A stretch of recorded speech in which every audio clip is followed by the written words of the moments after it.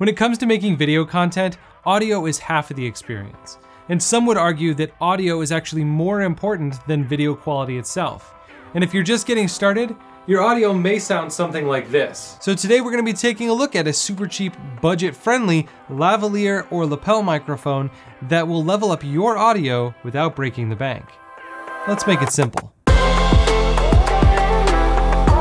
Greetings and salutations, my friends. My name is Travis, aka Dad, and welcome to Dad Does Tech. I'm just an ordinary dad who loves tech and camera stuff, and my goal is to help you find the right gear and get the most out of it. And today we're taking a look at the AU-101 lavalier microphone from Maono, or it's not Moana, but that's what I want to say because these kids got me on these Disney movies and it's the same letters, just in a different order. Anyway, we're gonna go with Maono for the rest of this video because that sounds the most correct to me. There's a lot of different situations where lavalier microphones are extremely useful tools and will come in handy in your video shooting. And a shotgun mic just won't sound quite as good if you're standing 6, 8, 10 feet away compared to a microphone that could be pinned just inches from your mouth. Now, this microphone that we're looking at today does work with both cameras and smartphones. So if you are a smartphone shooter and you don't have a camera yet, you will be happy to know that this microphone can work for you. Also, if you find yourself doing things like live streams or just video calls, you could even use this plugged into your PC and use it on a webcam as well. And for those of you shooting interviews and who are wanting to step up your audio on the cheap, you will be happy to know that you could also plug this into recorders if you don't want to actually plug it directly into your camera. That way you could have it running into an individual recorder on each of your subjects in the interview. Now, before I get into what's included in the unboxing portion of this video, I'm gonna go ahead and jump to the most important part of this video, and that's what does this thing sound like? So let's see this thing in action. All right, now you are hearing me from the onboard or built-in microphone on my camera. It probably doesn't sound all that great, but this will give us a baseline for what the difference is between this sound and the sound on the lapel mic. This is a microphone test of the Maono AU-101 lapel or lavalier microphone. I have it pinned directly to my shirt right here, and it's running directly into my Canon EOS R in the microphone port. Let me know what you think of this audio. How does it sound?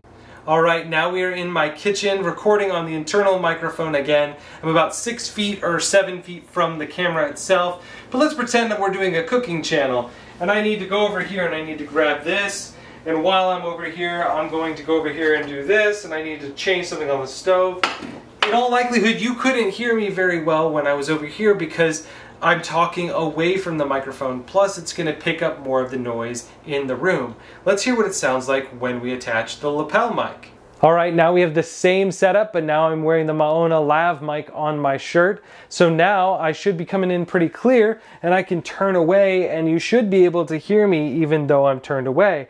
And I can go and move things around, set things down, but that wouldn't be a good spot for that because that would melt, but I could put that there. So anyway, let me know what you think of this audio down in the comments below. Now, when it comes to selecting a lavalier microphone, there are a few things to consider when you're trying to pick one out. Obviously, audio quality is by far and away the most important thing you need to look at, and you just got to hear all the clips of the audio so you know exactly what this thing sounds like, but what else should you consider? For me, one of the most important things is actually cable length or the ability to reach long places, because in most situations where I'm sitting in this environment or in a small studio space, I'm going to try and use my boom microphone, my shotgun mic, which is right up here that you can't see. Hello! But in situations where I'm shooting a wider shot, or if I'm in an environment or shooting a scene that's not conducive to using this, there's obviously reasons I would want a lavalier microphone, and I would want one that I can move freely enough back and forth or in a wide enough shot that I don't have to be right next to my camera. So cable length is fairly important to me. The one downside of any wired lavalier microphone, especially one with a long cable, has to be this. What is this? I set this down for 2 minutes, turned around, and then all of a sudden it looked like this. It did this on its own. Anyway, the cable does have little cable ties on it, so you can wrap it. So you just have to be meticulous about wrapping your cables when you're done with it, or it just turns into a giant rat's nest. Another thing to think about when you're buying a lavalier microphone is what device you're going to be using it on, because smartphones and cameras have slightly different needs as far as their 3.5mm jacks go. On a smartphone, you're going to use a male end on the cable that has 3 black rings around it, And on a camera, you're going to have one that uses 2 black rings. Now, if you buy a lavalier microphone like the one we have today, this one comes with a 3 black ring port for smartphones, but it doesn't come with any adapter. How they get around this is they've implemented a system where there is a switch, and when you switch it away from the smartphone mode, it uses a battery to make the adjustments needed so you can now use it with a camera. So now the camera will support this 3 ring now that it's switched into the other mode using this battery. Because it requires a battery, there's a chance that when it dies, you won't know it because there's no LED light indicator that I can see that'll tell you that the battery is dead. So you could potentially record a video and then find out that you didn't have any audio, which would be a huge bummer. So I think that's probably the only and the biggest drawback to this style of lav mic. Another thing is because it does have a battery, you do have to remember to flip the switch on the lav mic to make sure that it's on for cameras versus off for smartphones, or you're not going to get any audio in that situation either. And I just recorded a segment for a few minutes.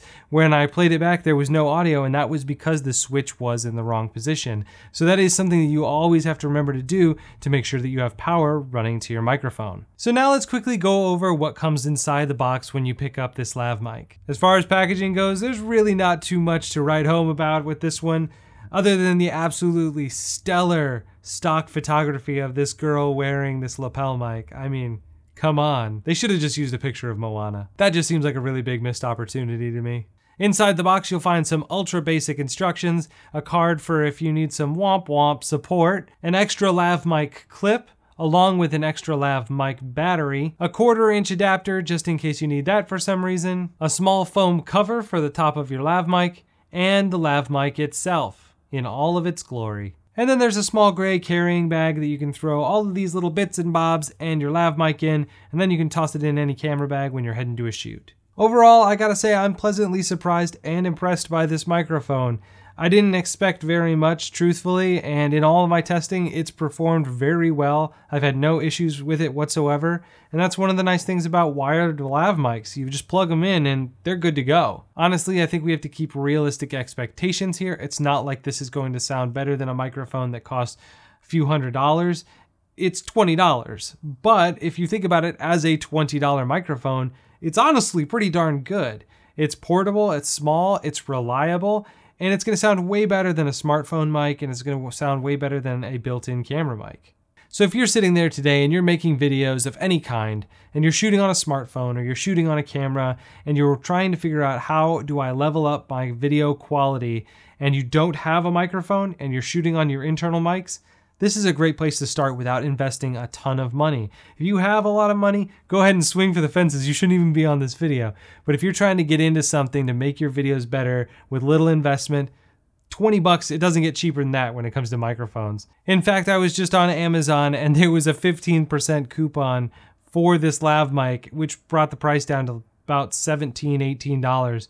Which is just crazy to me that you can get audio equipment that sounds halfway decent for that price. Anyway, the links are going to be in the description down below if you want to check this product out and see what its current pricing is or if there's any coupons available. And if you liked this video, found it helpful or mildly entertaining, or you just really liked Moana jokes and you think I'm just a really cheesy person, then go ahead and smash that like button. And you know, what can I say except you're welcome. You know what I'm saying? Later. What can I say except you're welcome for helping you get better audio? What can I say except you're welcome? I'm sorry you don't like my cheesy jokes. You're welcome. You're welcome.